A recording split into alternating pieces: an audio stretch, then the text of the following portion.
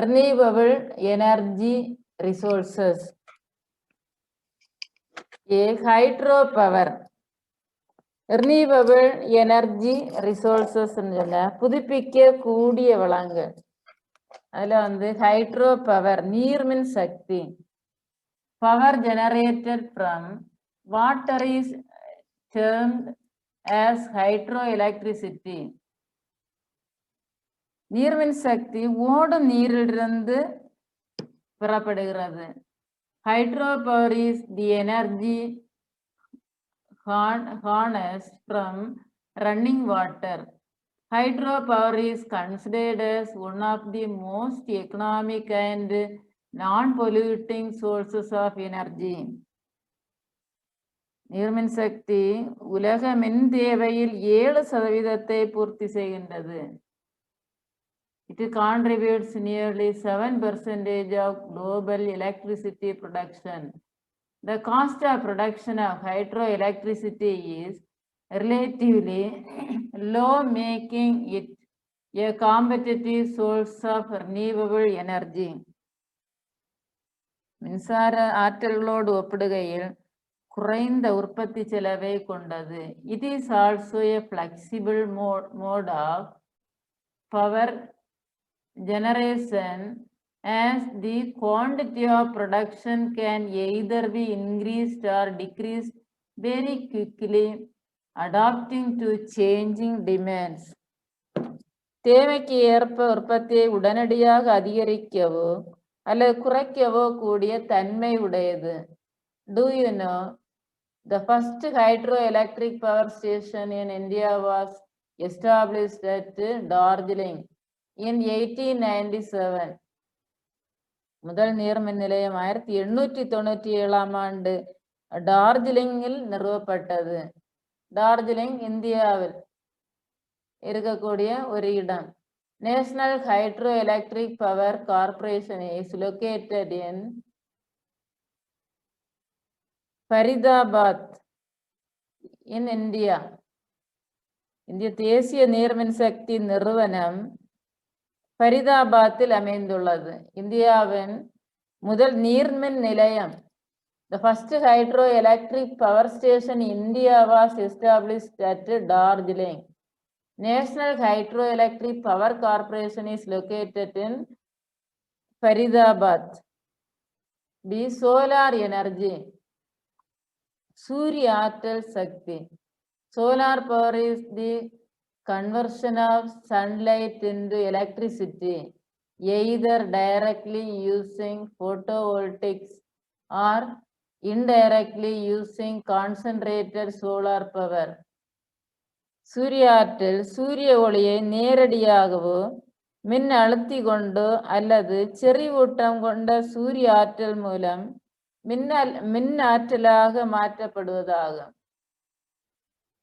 Concentrated solar power systems use lenses or mirrors and tracking system to focus a large area of sunlight into a small beam. செறிவூட்டல் முறையில் பெரிய பரப்பளவில் உண்டாகும் சூரிய ஒளிக்கற்றைகள் வில்லைகள் அல்லது கண்ணாடிகள் கொண்டு சிறிய ஒளிக்கற்றையாக ஒரு கலத்தின் மீது குவிக்கப்படுவது. Photovoltaics convert light into an electric current using the photovoltaic effect. மின் அழுத்திகள் ஒளிமின் விளைவு செயல்பாட்டின் மூலம் சூரிய ஒளியை மின்சாரமாக மாற்றுகின்றது. Solar Energy Corporation of India Limited is a Government of India enterprise. Its headquarters is located at New Delhi. இந்தியாவின் சூரிய சக்தி நிறுவனம் புதுடில்லியை தலைமையிடமாக கொண்டு உள்ளது. The mass objectives of the solar thermal energy program being implemented by the Ministry of Non-Conventional Energy Source or Market Development, Commercialization and Utilization of heat energy requirement of different applications in domestic, institutional and industrial sectors. Solar power is used in water heaters, refrigerators, drying, street lighting, cooking, pumping, power generator, photovoltaic cells, salon pots, etc. Andhra Pradesh, Gujarat, Rajasthan, Maharashtra, and Madhya Pradesh are the major solar power producers. விநியோகம் சூரிய ஆற்றல் சக்தியை மரபுசாரா எரிசக்தி வள அமைச்சகம் செயல்படுத்தி வருகிறது. சூரிய ஆற்றலானது நீர் கொதிகலன்கள், குளிர்சாதன பெட்டிகள், உலர்பான்கள், தெரு விளக்குகள், சமையல் நீரேற்றுகள், மின்சார உற்பத்தி, மின் அழுத்தி ஆகிய அழகு நிலையங்கள் போன்றவற்றில் பயன்படுத்துகின்றார்கள்.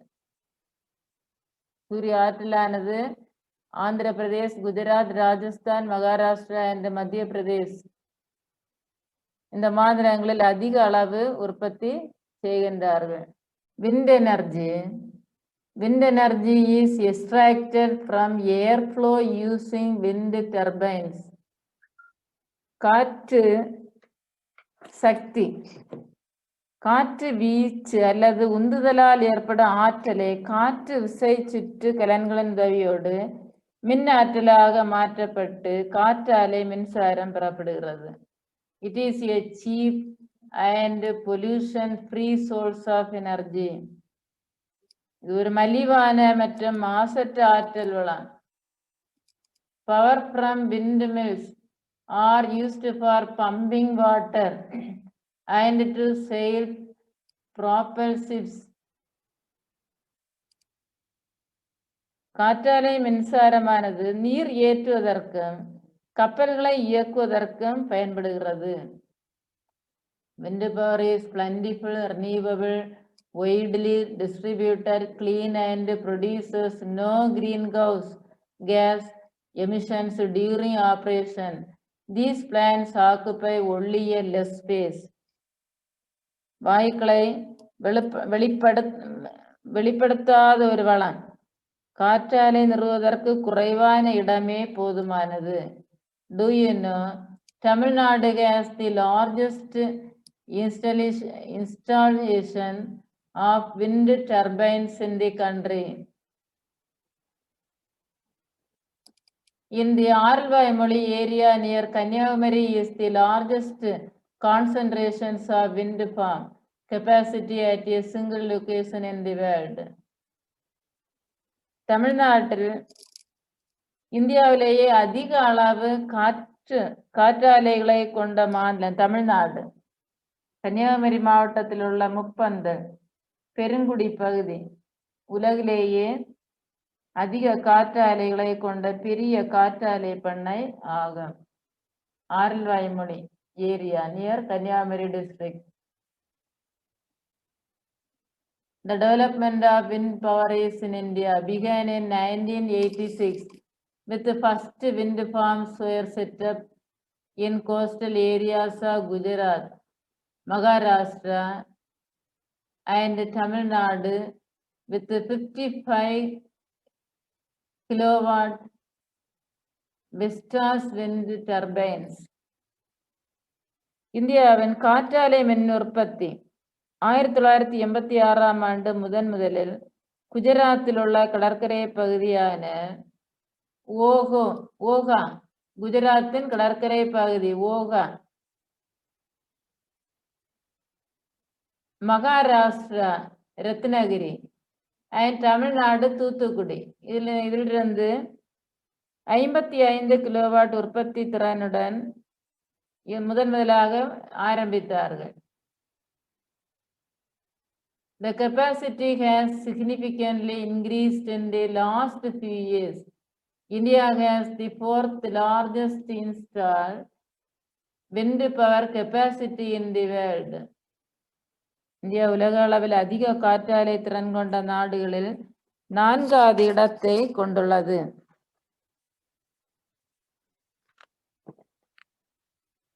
The National Institute of Wind Energy NIWE, Chennai, was established in Tamil Nadu in 1998 as an autonomous institution under the administrative control of the Ministry of New and Renewable Energy. NIWE main activities include resource assessment, testing and certification. NIEW தேசிய காற்றாற்றல் நிறுவனம், The National Institute of Wind Energy, NIWE. சென்னையில் இந்த நிறுவனம் ஒரு தன்னாட்சி நிறுவனமாக 1998 ஆரம்பிக்கப்பட்டது. இதன் பணிகள் காற்று வள மதிப்பீடு ஆய்வு மற்றும் சான்றளித்தல் ஆகும். பயோமாஸ் எனர்ஜி, உயிரி சக்தி. Bioenergy may be obtained through biodegradable materials like animal dung, kitchen waste, water hyacinth, agricultural residues, and city waste, etc. It is clean and cheap source of energy. Energy derived from biomass is mostly used for domestic purposes. விலங்குகளின் கழிவுகள், சமையல் கழிவுகள், வேளாண் கழிவுகள், ஆகாயத்தாமரை கழிவுகள் போன்ற உயிரின கழிவுகளிலிருந்து உயிரி சக்தியானது பெறப்படுகிறது. இதுவும் ஒரு மலிவான ஒரு எரிசக்தி வளம், மாசற்ற எரிசக்தி வளம். பெரும்பாலும் உயிரி எரிசக்தியானது வீட்டு உபயோகங்களுக்கு மட்டுமே பயன்படுத்துகின்றார்கள்.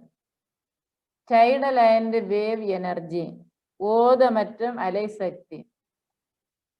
There are two main sources of ocean energy. There are ocean tides and ocean waves. கடல் ஓதங்கள் மற்றும் கடல் அலைகள் என இரண்டு வள ஆதாரங்களிலிருந்து மின்சாரம் எடுக்கின்றார்கள். The Gulf of Gambia is the best suited area for tidal energy. Cambay வளைகுடா ஓத சக்தி உற்பத்திக்கு மிக உகந்த இடமாக உள்ளது. This is followed by Gulf of Kutch, 1000 megawatt, and Sundarbans, 100 megawatt. Kutch வளைகுடா பகுதி 1000 மெகாவாட், சுந்தரவன பகுதியில் 100 மெகாவாட். இவை குறிப்பிடத்தகுந்த திறன் பெற்ற பகுதிகளாக இருக்கின்றது. And wave energy power plant of 150 kilowatt maximum has been installed at Billingham near Thiruvananthapuram, and another plant of this kind has been set up near Andaman and Nicobar Islands. 150 kilowatt உற்பத்தி திறன் கொண்ட அலை சக்தி ஆலை திருவனந்தபுரத்திற்கு அருகில் உள்ள விழிஞம் என்ற பகுதியில் நிறுவப்பட்டுள்ளது. 1 மார்க்ல கேட்பாங்க. 1 மார்க்ல இந்த கொஸ்டின் கேட்கக்கூடிய ஒரு கொஸ்டின்.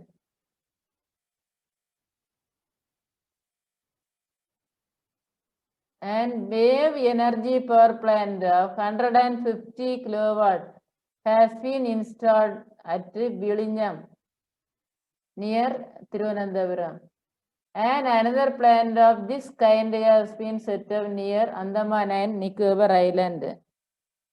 ஒரு ஆலை விழிஞம் என்ற பகுதியில் நிறுவப்பட்டது. இரண்டாவது மற்றொரு ஆலை அந்தமான் நிக்கோபார் தீவுகளுக்கு அருகில் நிறுவப்பட்டிருக்கின்றது. Then industries, தொழிற்சாலை. It refers to the activities which converts the raw materials into finished products. மூலப்பொருட்களை இயந்திரங்களின் மூலம் உற்பத்தி பொருளாக மாற்றப்படும் இடங்களுக்கு தொழிலகங்கள் என்று பெயர். This sector is called as the value addition sector on the basis of the source of raw materials. Industries at classified in agro-based industries, forest-based industries, and mineral-based industries. தொழிற்சாலைகள் மதிப்பு கூட்டுத்துறை என்று அழைக்கப்படுகிறது. இந்த துறையானது மதிப்பு Kooduthurai. The sector is called as the value addition sector. மதிப்பு கூட்டுத்துறை. தொழிலகங்கள் அதனுடைய உற்பத்தி அடிப்படையை கொண்டு agro based industries, forest based industries and mineral based industries என்று மூன்றாக வகைப்படுத்தப்பட்டுள்ளது. வேளாண் சார்ந்த தொழிலகங்கள், காடுகள் சார்ந்த தொழிலகங்கள், கனிமம் சார்ந்த தொழிலகங்கள் என வகைப்படுத்தி இருக்கின்றார்கள். அக்ரோ பேஸ்ட் இண்டஸ்ட்ரீஸ் வேளாண் சார்ந்த தொழிலகங்கள். These industries draw their raw materials from agricultural sector. The following part discusses the agro-based industries in India. வேளாண் சார்ந்த தொழிலகங்கள் வேளாண் துறையிலிருந்து கிடைக்கக்கூடிய மூலப்பொருட்களை இத்தொழிலகங்கள் பெற்று இயங்குகின்றது. வேளாண் தொழிலகங்களை பற்றி இங்கு கொடுத்திருக்கிறாங்க. Do you know the first cotton textile mill was established at Fort Gloucester near Kolkata in 1818. இந்தியாவின் முதல் பருத்தி நெசவாலை கொல்கத்தாவிற்கு அருகிலுள்ள ஃபோர்ட் கிளஸ்டர் என்னும் இடத்தில் 1718ஆம் ஆண்டு நிறுவப்பட்டிருக்கின்றது. Traditional sector like handloom, handicrafts and small power loom units are the biggest source of employment for millions of people in rural and semi-urban areas. Traditional sectors பாரம்பரிய தொழில்களான like handloom கைத்தறி, handloomனா கைத்தறி, handicrafts கைவினை பொருட்கள் and small power loom சிறிய விசைத்தறிகள் போன்றவை லட்சக்கணக்கான கிராமப்புற மற்றும் புறநகர் பகுதியில் உள்ள மக்களுக்கு வேலை வாய்ப்பை கொடுக்கின்றது. Currently, India is the third largest producer of cotton and gas, the largest loom, arc and rings spindles in the world. At present, cotton textile industry is the largest organized modern industry of India. தற்போது India பருத்தி உற்பத்தியில் உலகின் மூன்றாவது பெரிய நாடு. India is the third largest producer of cotton. நூற்பு கருவிகளின் எண்ணிக்கையில் முதன்மை நாடு. தற்போது இந்தியாவின் மிகப்பெரிய நவீன தொழிலாக இருக்கின்றது பருத்தி நெசவு தொழில், நவீன தொழில் பிரிவு. Ginning is the process of separating cotton seed from cotton. பருத்தி இலையிலிருந்து விதைகளை பிரித்தெடுக்கும் முறைக்குதான் ஜின்னிங் என்று பெயர். பருத்தி இலையிலிருந்து விதைகளை பிரித்தெடுக்கும் முறை ginning. Ginning is the process of separating cotton seed from cotton. The higher concentration of textile mills and around Mumbai makes it as Manchester of India. Mumbai இந்தியாவின் மான்செஸ்டர் என்று அழைக்கப்படுகிறது. 1 மார்க்ல கேட்பாங்க, இந்தியாவின் Manchester. In which place is called India's Manchester? Answer, Mumbai. Present ஏன் மும்பை இந்தியாவின் Manchester என்று அழைக்கின்றார்கள் என்றால் இங்கு அதிகமாக பருத்தி கிடைக்கின்றது, பருத்தி விளைச்சல். ஆகவேதான் மும்பையை இந்தியாவின் மான்செஸ்டர் என்று அழைக்கின்றார்கள். இந்தியாவின் மான்செஸ்டர் மும்பை, தென்னிந்தியாவின் மான்செஸ்டர்னு கேட்டா Coimbatore. Presence of black cotton soil Maharashtra, humid climate, presence of Mumbai port, availability of hydropower, good market and well-developed transport facility favor the cotton textile industries in Mumbai. Maharashtra மாநிலத்தில் காணப்பட மண் கரிசல் மண். இந்த கரிசல் மண் தான் பருத்தி விளைச்சலுக்கு ஏற்ற மண். Maharashtra humid climate, presence of Mumbai port, availability of hydropower, good market and well-developed transport facility favor the cotton textile industries in Mumbai. அங்கு காணப்படக்கூடிய கரிசல் மண், ஈரபத காலநிலை, ஃபோர்ட் மும்பை, மும்பை துறைமுகம், எளிதில் கிடைக்கும் நீர்மின் சக்தி hydro power, availability of hydro power, அதோடு கூட சந்தை வசதி, சிறந்த போக்குவரத்து வசதி, இவை எல்லாம் மும்பையில் அதிகமாக கிடைக்கின்றது. இதனால்தான் இந்தியாவின் மான்செஸ்டர் மும்பை என்று அழைக்கின்றார்கள். The major cotton textile industries are concentrated in the states of Maharashtra, Gujarat, West Bengal, Uttar Pradesh and Tamil Nadu. Maharashtra, Gujarat, மேற்கு வங்காளம், உத்தரப்பிரதேசம் மற்றும் தமிழ்நாடு ஆகிய மாநிலங்களில் பருத்தி நெசவாலைகள் செறிந்து காணப்படுகிறது. Coimbatore is the most important center in Tamil Nadu, with 200 miles south of its 435 and called as Manchester of South India. தென்னிந்தியாவின் Manchester Coimbatore. தமிழ்நாட்டில் இருக்கக்கூடிய ஒரு மாநிலம் தமிழ்நாட்டில் இருக்கக்கூடிய ஒரு மாவட்டம் Coimbatore. Is the most important centre in Tamil Nadu. அதில் 200 நெசவாலைகள், 435 நெசவாலைகள்ல 200 நெசவாலைகள் கோயம்புத்தூர் பகுதியில் அமைந்துள்ளது. மொத்தம் தமிழ்நாட்டில் இருக்கக்கூடிய நெசவாலைகள் 435. இதுல 200 மில்ஸ் கோயம்புத்தூர்ல இருக்குது. அதனாலதான் தென்னிந்தியாவின் மான்செஸ்டர் கோயம்புத்தூர் என்று அழைக்கின்றார்கள். Erode, Tiruppur, Karur, Chennai, Tirunelveli, Madurai, Thoothukudi, Salem and Virudhunagar are the other major cotton textile centers in the state. Jute textiles, jute சொன்னாலே சணல் ஆலைகள். Jute is a low price fiber used mainly for making package materials like gunny bags.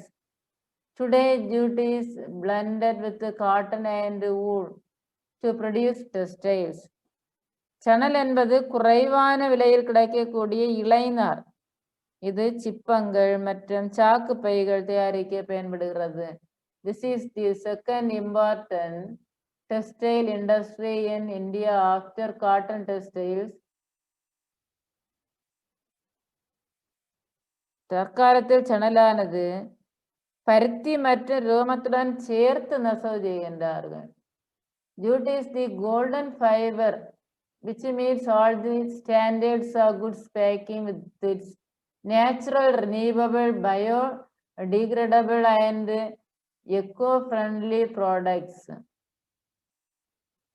இயற்கையான சணல் என்பது புதுப்பிக்கக்கூடிய, எளிதில் மட்கக்கூடிய, சுற்றுச்சூழலுக்கு உகந்த ஒரு இலைப்பயிர். இதனால்தான் இதனை தங்க இலைப்பயிர் என்று அழைப்பார்கள். தங்க இலைப்பயிர், eco-friendly products. The first jute mill in India was established at Risra near Kolkata in 1854 by the Englishman George Auckland. இந்தியாவின் முதல் சணல் ஆலை ஆங்கிலேயரான ஜார்ஜ் ஆக்லண்ட் என்பவரால் 1854ஆம் ஆண்டு கொல்கத்தாவிற்கு அருகில் உள்ள ரிஸ்ரா என்னும் இடத்தில் தொடங்கப்பட்டது.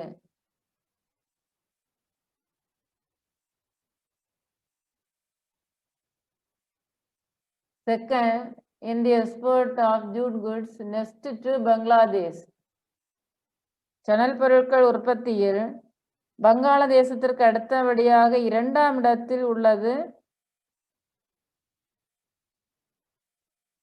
Jute production includes gunny bags, canvas, pack sheets, jute web, carpets, cordage, hessians and twins.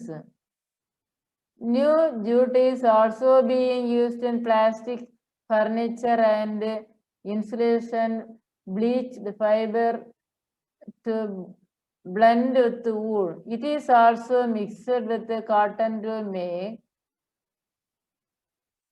carpet and blankets. இந்தியாவின் முதல் சணல் ஆலை கொல்கத்தாவிற்கு அருகில் உள்ள ரிஸ்ரா. இந்தியா சணல் உற்பத்தியில் வங்காளதேசம்தான் முதலிடம். வங்காளதேசத்திற்கு அடுத்தபடியாக 2வது இடத்தில் இந்தியா இருக்குது. வங்காளதேசம் நமது பக்கத்து நாடு, இன்னை பாகிஸ்தானுக்கு சொந்தமான நாடு. வங்காளதேசத்தான் இந்த ஜூட் உற்பத்தியில் முதலிடம். 2வது இந்தியா. இந்த சணல் பைகள், கூடார துணிகள், சிப்பப்பைகள், தரை விரிப்பு, திரைச்சீலைகள், கயிறுகள், துணிகள், கால் மிதியடிகள் இவையெல்லாம் தயாரிக்க சணல் பயன்படுத்துகின்றார்கள்.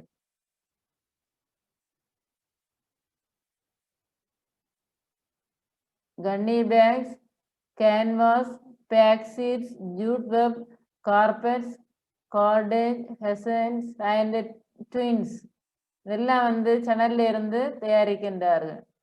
National jute board is headquarter at Kolkata. தேசிய சணல் வாரியத்தின் தலைமையகம் கொல்கத்தாவில் உள்ளது. CSTRI is the only research institute in the country dedicated to the research and developmental activities related to silk technology. CSTRI was established in the year 1983 by the Central Silk Board, Ministry of Textiles, Government of India, having headquarters at Bangalore. CSTRI is the only research institute in the country dedicated to the research and developmental activities. மத்திய பட்டு ஆராய்ச்சி தொழில்நுட்ப நிறுவனம். மத்திய பட்டு ஆராய்ச்சி அதான் CSTRI. பட்டு வளர்ப்பு மற்றும் தொழில்நுட்பம் சார்ந்த ஆராய்ச்சிக்கென நிறுவப்பட்ட ஒரு நிறுவனம். இந்த நிறுவனத்தினுடைய கேபிட்டல் பெங்களூரு.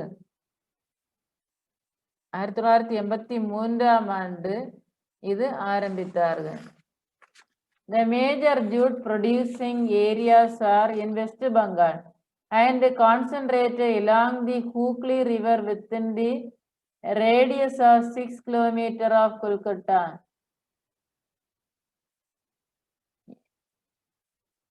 டிட்டகார் பருத்தியுடன் வெஸ்ட் பெங்கால்ல தான் அதிகமாக சணல் கிடைக்குது. ஹூக்ளி ஆற்றங்குறையில் அதிகமாக கிடைக்கின்றது. சிட்டகார், ஜகதர், பட்ஜ்பட்ஜ், Howrah and Patreshwar are the chief centers of jute industry. Chittagong, Jagadhar, Pajbadj, Howrah and Patreshwar இந்த பகுதிகளில் அதிகமாக பட்டு உற்பத்தி நடைபெறுகின்றது. Andhra Pradesh, Bihar, Uttar Pradesh, Assam, Chhattisgarh and Odisha are the other jute goods producing areas.